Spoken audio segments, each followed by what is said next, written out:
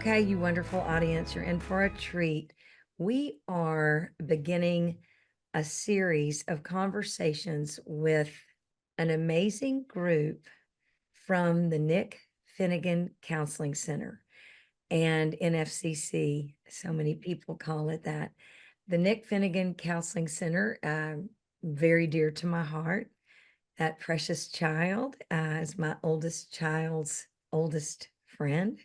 I would say, well, they're actually a group of 5 of these kiddos that were raised like brothers and sisters. And precious Nick is now in heaven above. His beautiful family. Um, it's just amazing what they have done in his honor, in his memory, everything about it. His darling mom would make a joke right now that Nick is saying, "Oh my goodness, I can't believe I'm involved in counseling." Mhm. But it is the Nick Finnegan Counseling Center. It's so important that we spread the word of what they do for Mhm. so many. And so I get the complete pleasure of having some conversations, interviews, if you will, with some of the staff and the therapists and those that do so many, do so much for so Mhm. many. And today we are going to speak with Heather. And Heather, is it Timmis? I never Timmis. pronounce Yep. last Mhm. names or much of anything correctly. Yes. Heather is here. She is, you know, she's the lead clinical director Mhm. of the Nick Finnegan Counseling Center. She also does some counseling. Heather has worn many hats. She Mhm. has helped many groups, married couples, individuals. Mhm. She now works together with all of the outreach programs. So I'm going to get you to start us off, Heather, with your role at the Nick Finnegan Counseling Center. Talk to Yeah. us about what does the director do of the Mhm. lead clinical director? Yeah. So I do a lot of different things. Therapy is obviously my one true love. I will always love seeing clients and I'm never going to give that up. But the benefit of my role is I get to support the other clinicians on the team. So I meet with them each for supervision to talk through kind of their cases, how they're doing with clients, and then anything kind of in the workplace to support them. I also work with the outreach team to support them in whatever ways are needed. And then I work really closely with our executive director to kind of come up with a strategic plan of where NFCC is going in the future to really keep things running. And anything that's coming in that's clinical related, I will have a hand in that. So I really appreciate being able to have a lot of different hands and a lot of different pots. Whew, so you're in the center of all of it. Yep. Very cool.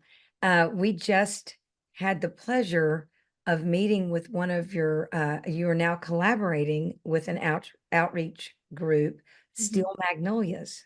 Yes.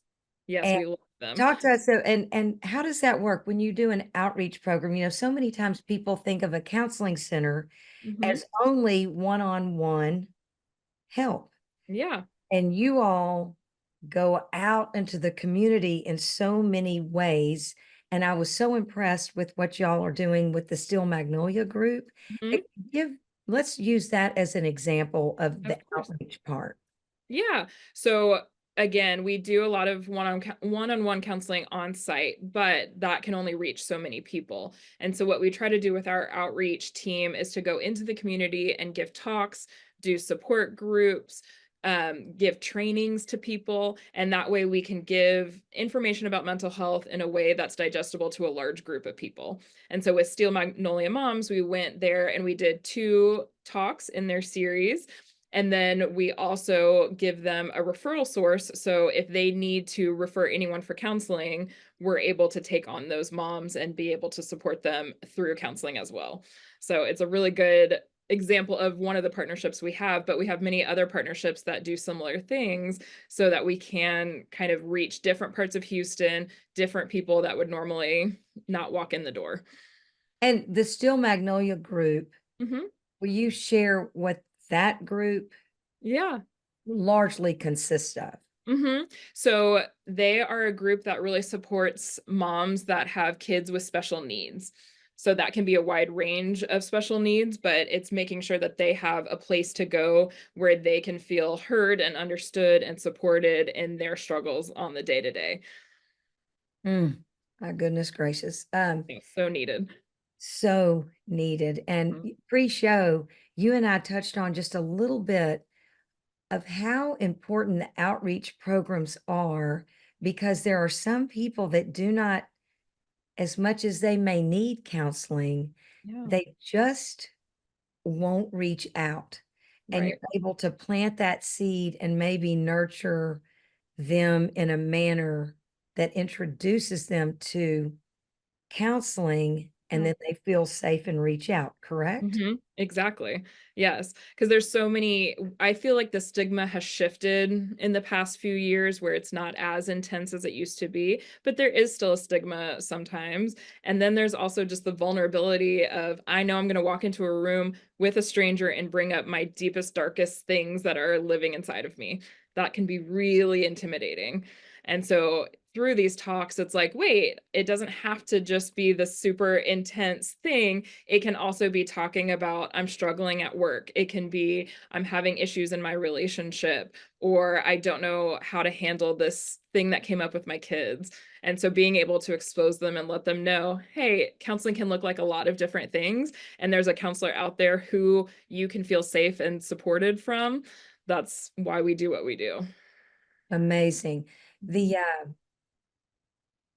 I love that. It's like so many meetings, AA, for example, someone Mhm. can go and just listen and pick up pearls through other Yes. stories, Mhm. and they leave feeling supported.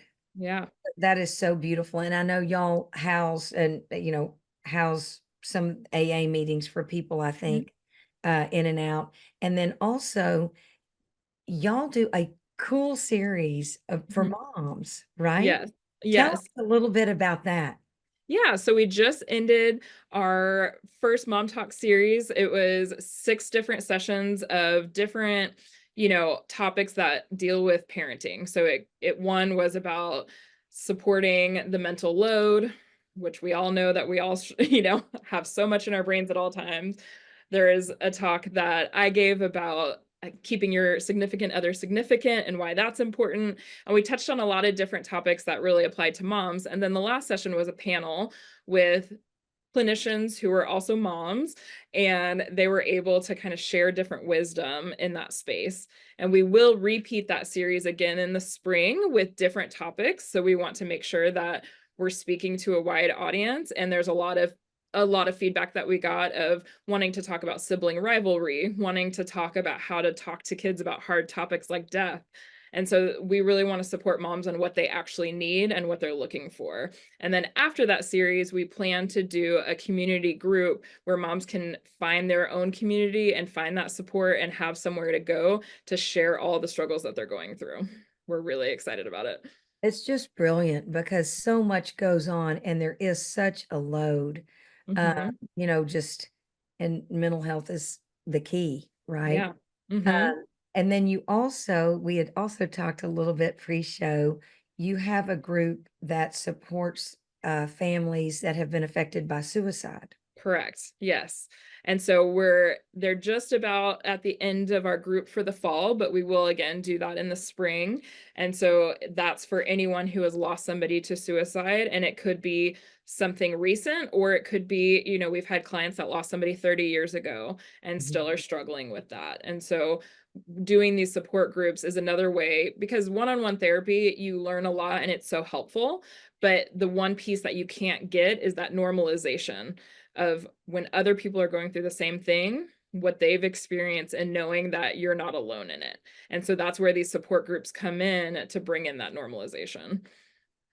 That's beautiful. So you get the one-on-one, Mm. and then you also have this group Mhm. support. Yeah, who And really get it. you all do that throughout the community as well. Yes. Unbelievable. What are some other examples of your outreach programs? So we One of them is we work with communities and schools. So we provide a counselor to go to schools that don't have a lot of resources to provide counseling on site there for free so that their students have extra support that they wouldn't normally have. We also do a lot of social skills groups for kids at their schools. Our outreach counselors are great at taking those into the community and making sure those students feel supported. So we're doing a lot of different types of groups. And then we also do community partners, or I mean, sorry, corporate partners, where we go in and give talks to corporations that are needing, more support in mental health because we all need it. And so Mm. that's another initiative that we have. Incredible. And something that you just said, I just wonder, I feel like, we have an amazing audience and we all need Mhm. support. Yeah. And so often we hesitate to ask for support because we think that we're supposed to be someone else's support. Yep. And, I love this. It doesn't matter if you're the best athlete in the world, Mhm. you have a coach Yeah. and you get support. Yes. And so those that carry so much and do so much for their families and for the community. And Mhm. which brings up a question for Mhm. you and all of you all as therapists, and you all do so much for so many. Do you all get together and have group conversation? I know they all come to you. Absolutely. That's one of your jobs, Uh-huh. is that you talk through how they are supporting others and support Yeah. them in order for them to be their best. Do Mhm. you all do that for one another? Have group Yes, support? absolutely. Yeah, we do that honestly through supervision because, that's where you can really ask those detailed questions of I'm working with this client, they're struggling with this, how do I support them the best way I can? Or I don't have these skills, where do I look for resources? And then we also do that in our clinical meetings. So we get together and we can staff cases or we can talk through different resources and ways to kind of gain more knowledge and get better at what we're doing. And then if things are hard, that's who we go to for support, definitely. And that is, that's so important. I think so Mhm. often people think of just they go to these therapists, Mhm, they receive help, but I think it's so important. Again, another word you said earlier, mhm. to normalize Yeah. experiences that the counselors get counseling. Yes, yeah, They're- and so often they do have their own counselors and go to therapy themselves because it's also important to know what your clients are going through by sitting on the other side of that couch. You know, if you've never experienced that before, you might not fully understand how vulnerable that can be. That is, to me, enormously important Mhm, because, and I'm just bringing up thinking about sitting in front of you on the couch or something. mhm, And I would think, well, why in the world am I mhm. talking to you? How in the world would you know? Yeah. And I think that's so beautiful to be able to share. Well, I'm on that side of the couch sometimes as well. Yeah, Or- and yeah. honestly, I hearing that question is so important because I feel like there's so many people who do have that same thought. Why can this person help me? Or if this person isn't going through exactly the same life circumstance I am, how would they support me at all? Well, the answer is the experience and the content might be different, but the emotions are the same. We've all gone through grief. We've all gone through anger. We've all gone through love and hardship and struggle communicating. And all of those things are general struggles that everyone has. So it doesn't matter if I haven't been sexually abused. I know the emotions that can come up through that experience. For instance, I know in a relationship how much communication can impact how you're relating and connecting to somebody else. So it doesn't matter if I've never had that exact fight, I know exactly what you're going through. Yeah, and I think that's so important for, and does that question come up in therapy? And Sometimes, definitely. that's very interesting, right? Mhm. I Yeah. think that is it's wonderful to know that I don't know if it's considered patient or client. We always say client, yeah. Client, I don't, Uh-huh. I always know I need to check the right words to say, Yeah. but the client realizes everybody needs support. It's just Mhm. the truth. It is just the nature of the human condition. Yeah. And And bringing us back to the topic, that's why it's so important to bring that significant other into your world and communicate with them, because if you're not sharing with them what's going on with you, they don't know how to support you, and they're not going to be supportive because they don't know what's happening. They can't be mind readers. And so, again, being able to understand what's happening with yourself to then be able to share it is going to only open up your level of support and community around you.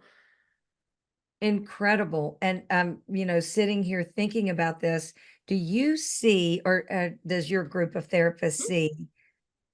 I feel like so many of us Mhm. don't think that our stress or our what we consider problems or weight are big enough deals Mhm. to ask for help and Mhm. get therapy. Do you find that to be true? So my response to that is whatever is going on for you at the time is completely valid and intense enough because it's the worst thing happening in your life right now. So it doesn't matter if you compare to, some child in Africa can't eat or this person's going through a divorce, that doesn't impact what you're experiencing. So it honestly, there is no bad enough. There is no, it has to be this level to get help on. If you're going through it and it's impacting you, that is worth getting help and support on. For you, it is completely valid, whatever you're going through, because it's happening to you. Mhm. I think that's so important because I do believe, and I'm recalling conversations. Mhm. It's like someone saying, "Oh, they're not that much of an alcoholic," Mhm. Yeah. because Like, they're they not might they're not not drunk under a bridge, so therefore ex they don't need the help. But exactly. why do we have to wait till it's at that point to get help? And that's what I find the most with couples counseling is there's so many people who wait for therapy or counseling to be the last straw. And like this is going to be the thing that either makes or breaks us, but they wait till the end when there's already been this history of arguments, poor Ah, communication cycles, hardship, attachment wounds, all these things that are going on and built in. And then now it's like, okay, we're about to break up, but here, fix us real fast. yeah. Hearts And are it's like, already hardened. yeah, but why do we not come in at the beginning to find that foundation and to really strengthen that before we ever get to that point? But that's something that Prevention, our society is still working on. and I think that's in every area of our lives. It's about prevention. Yes. Yes. It's like, don't stop smoking Right. when this happens. Mhm. Just don't do it. Yes. Yeah. Get help right now. I Yeah. I love this so much, and I just appreciate y'all the service and your hearts and how you reach out to people. And I also want to make sure that people understand that supporting the Nick Finnegan Counseling Center is supporting its yes, individuals, Mhm. which ultimately means family, Yep. ultimately means community. Yep. Ultimately, there's this With our beautiful city ripple effect. state world. Yep. Uh-huh. Yes, it's just I'm covered in chills talking about it. And I want to make sure that they know, reach out at 5, 10, 100, 5,000, a million, whatever that amount is, Mhm. your treasure that you can share. It makes such an enormous difference. It does. And I think that and I'm so excited we're doing a series of conversations. So you may tell me that this is for another, but if someone gives $10, Mhm. donates $10, how much of that $10 actually goes to really supporting everything that goes on at the Nick Finnegan Counseling Center? Absolutely, it goes straight there because I mean, there's so many different avenues it can go into. We've got funds to support these support groups to make everything affordable. Our private pay rate is $95. It's so, in Houston, it's really hard to find that. And then we also accept the five major insurances and we have a sliding scale that goes as low as $20. Again, in Houston, there's not a lot of places that operate that way. And so Yeah. all of those dollars go to funding that. We have a fund that helps offset those costs for that sliding scale to make sure we can support a wide range of people in whatever socioeconomic status they're in. And then it also goes to, again, like supporting the initiatives, the outreach programs, anything and everything. It goes right to operating dollars. Oh my goodness. I appreciate you all so very much. Is there a message, and I need to check uh, is there a message about counseling Mhm. um, that you feel is needed for us to share throughout the community and to let people know? Is there a message that people are missing about counseling that we need to get out there on the streets? I mean, so many. I'm Yeah. trying to think where to narrow down. One that I always want to share is that if you do try counseling and it's your first time or it's your 30th time and it does not feel like a good fit with that counselor, find another counselor. It is not counseling itself that is not working. If that relationship is not solid, they've shown with statistics, it's over 70% of the success of counseling is determined by that relationship. So it's kind of like dating. If you do not feel like it's a good fit, if you do not feel safe with that person, if you feel like you're getting told things that make you question yourself in this negative way, go find a different counselor. There's none of us, no healthy counselor will take that as an offense. We want you to find the right fit. So that's always my number one, because I think a lot of people feel stuck if they get into counseling Ooh. and they're just with somebody and they're like, I have to stay with this. So that's always my message.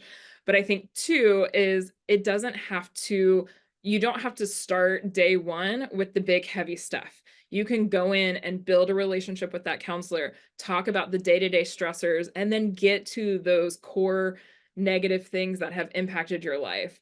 Those don't always have to come up in those first few sessions. It doesn't have to be super scary. It can be just a little bit at a time.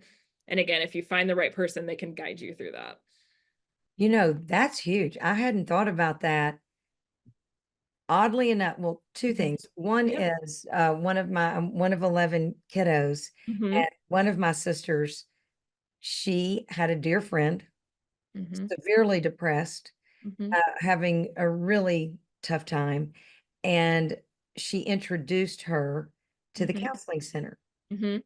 And I just want everybody to know, she says, and I hope we get to have a conversation with her, but she said coming to the counseling center Mhm.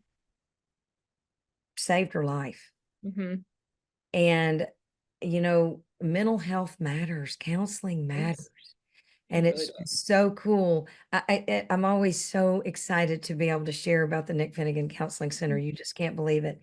And then um, the other note I wanted to make was, and I hadn't thought about it until now, but we had called to let, and Mary Elizabeth will, be Mhm. introduced on another episode. However, I called, said, so and so, wants to come and visit. Is this a Mhm. good fit? She said, oh my goodness, we'll start with so and so. Mhm. We always want Mhm. to make sure that they find the correct relationship Yeah. exactly to what you just said Mhm. Yeah. in order for that support to take place effectively. Yeah. And that's the benefit of working at a place like this is we do have a team of counselors. It's not just me. It's not just two people.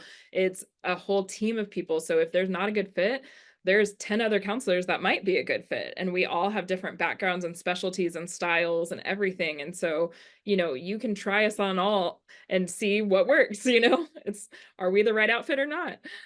Oh my goodness. And I'm just so sorry that our time is running out, but Yeah, I want to thank you for your time. of I know course. how busy you all are, and I want to thank you for this amazing vocation, Mhm. because that's really what it is. Mhm. Well, You I know, love it, and it's so nice to be able to really help people know who they are and help support them in whatever they need in their life, because nothing is more important than being seen, heard, and understood. So, I always appreciate it. oh my goodness. Well, Heather, I thank you. I want you to please tell the staff and everybody hello, and Of thank you course. from all of us. I know the audience is excited to learn more about the counseling center. Yeah.